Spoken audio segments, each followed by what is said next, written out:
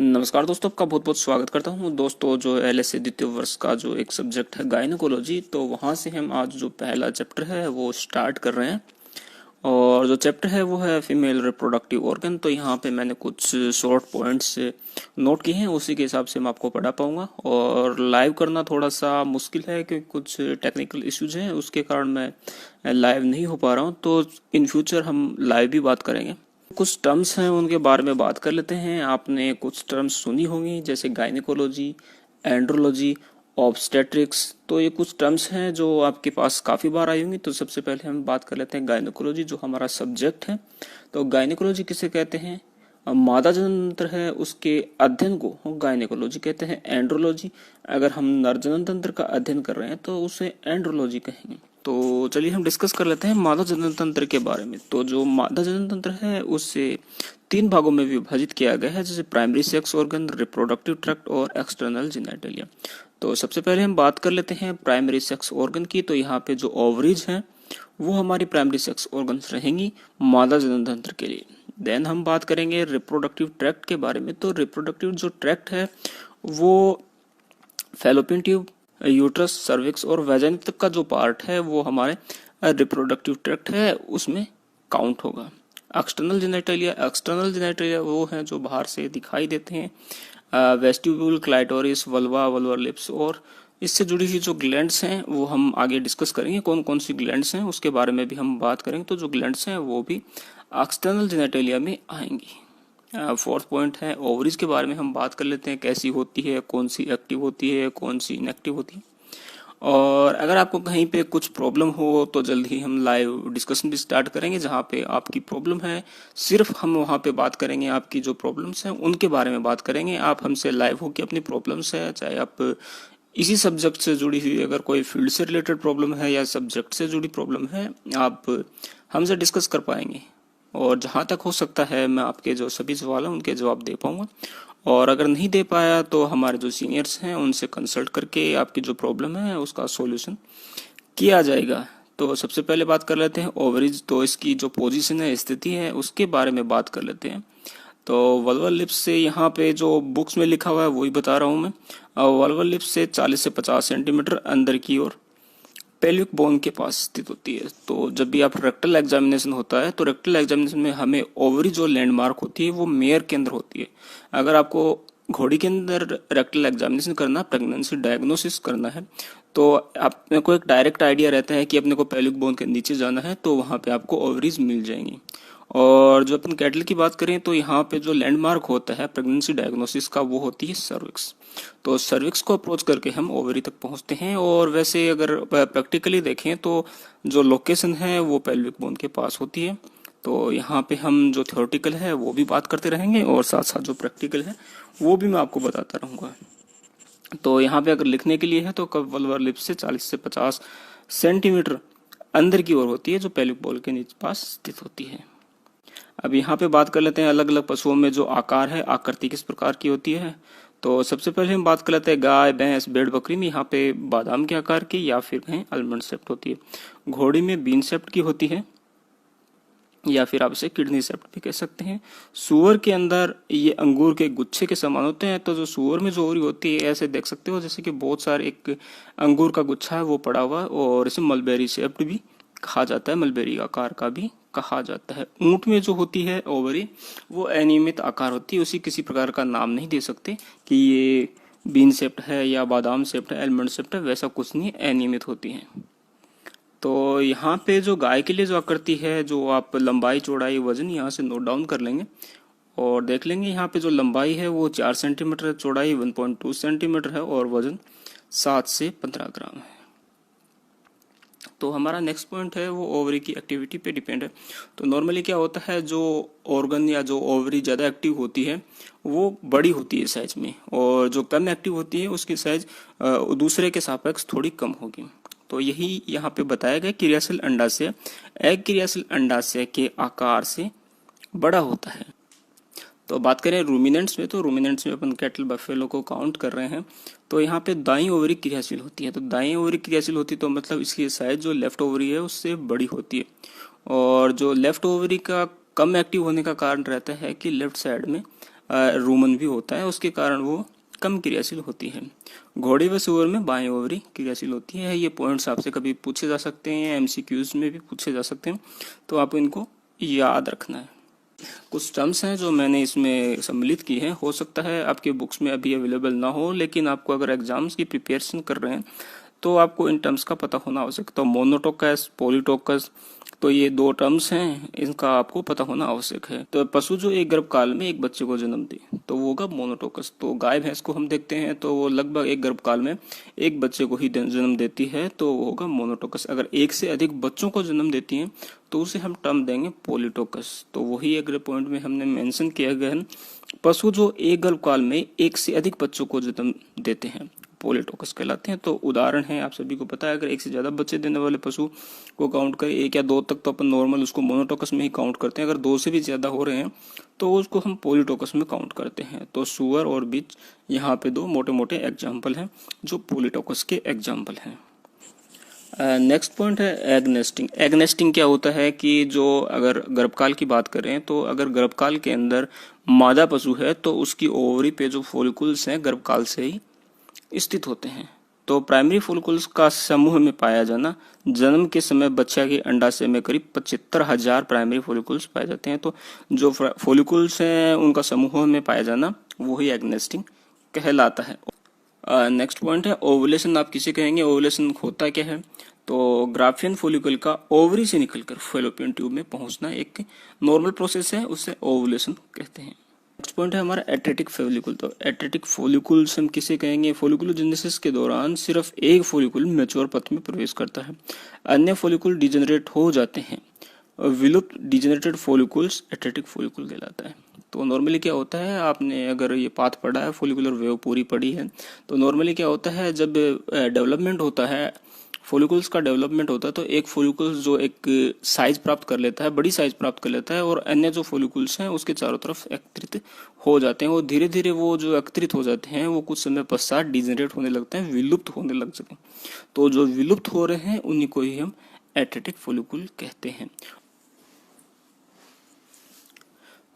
तो नॉर्मली जो पशु होते हैं उनमें 2 से 3 फॉलिकुलर वेव एक मध्य चक्र में पाई जाती हैं। अब कार्पस हिमोरेजिकम क्या कहते हैं? तो हमने बात की थी ओवुलेशन के बारे में, तो उसी से जुड़ी हुई एक टर्म है कॉर्पस हिमोरेजिकम।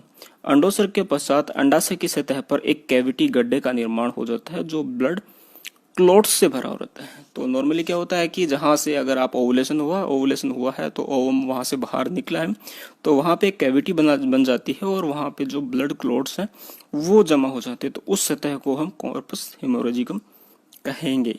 नेक्स्ट पॉइंट है हमारा कॉर्पस ल्यूटियम। कॉर्पस ल्यूटियम आपने बहुत बार सुना होगा, और जो प्रोजेस्टेरोन है, हार्मोन जो प्रोजेस्टेरोन है उसका सोर्स भी है। कॉर्पस ल्यूटियम से ही अधिक मात्रा जो इसकी प्रोजेस्टेरोन हार्मोन है वो स्रावित होती है।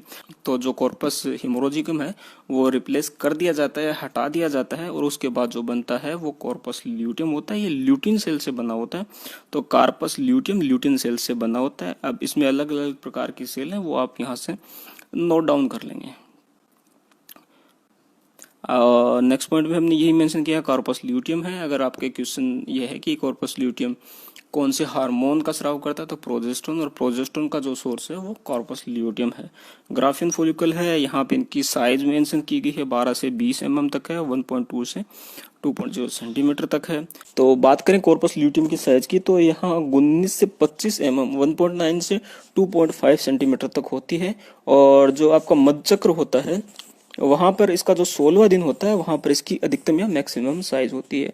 अगर कंसीव कर जाता है तो ये मेंटेन रहता है, अदरवाइज जो 16 डे है उसके बाद ये रिग्रेस होना स्टार्ट हो जाता है, और वो एक नए मध्य चक्र में प्रवेश कर लेता है पशु। तो गाय भैंस व घोड़ी में जिनकी अगर कलर की बात करें तो पीले रंग की होती है, और सुअर और भेड़ में जो कॉर्पस ल्यूटियम है वो ग्रे स्लेटी रंग का होता है।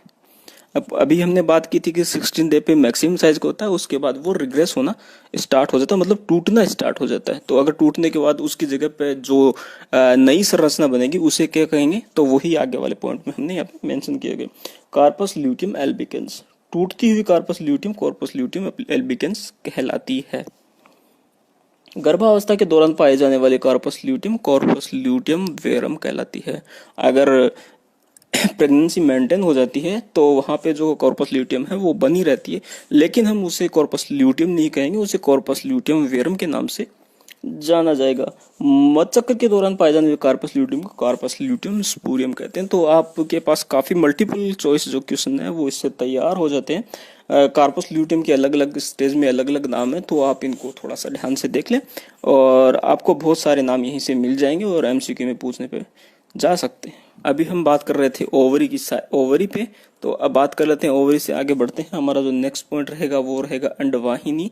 तो अंडवाहिनी ओविडक्ट कहलाती है। ओविडक्ट की जो साइज होती है वो 20 से 30 सेंटीमीटर लॉन्ग होती है और इसके जो विभिन्न भाग है ओविडक्ट को 3 भागों में विभाजित किया गया है, इनफंडिबुलम, एम्पुला और स्थमस।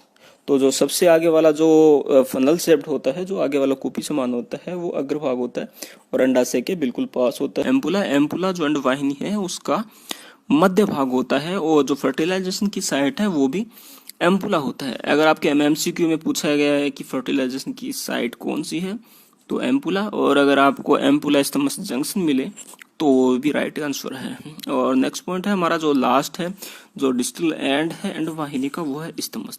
लास्ट पार्ट ऑफ मतलब सबसे अंदर का भाग होता है, सबसे लास्ट पार्ट होता है ओविडक्ट का और यूट्रस की तरफ स्थापित होता है। स्थमस का जो मुख्य कार्य होता है वो शुक्राणु को योग्यतार्जन प्राप्त करने में उनकी हेल्प करता है। यहाँ पे कुछ केमिकल्स होते हैं जो उनको कैपेसिटेशन में सहायता करते हैं और साथ ही जो निषेचित अंडे हैं उनको पोषण का भी कार्य करते हैं। तो हमने सबसे पहले अंडाशय के बारे में बात की, फिर बात की हमने अंडवाहिनी के बारे में।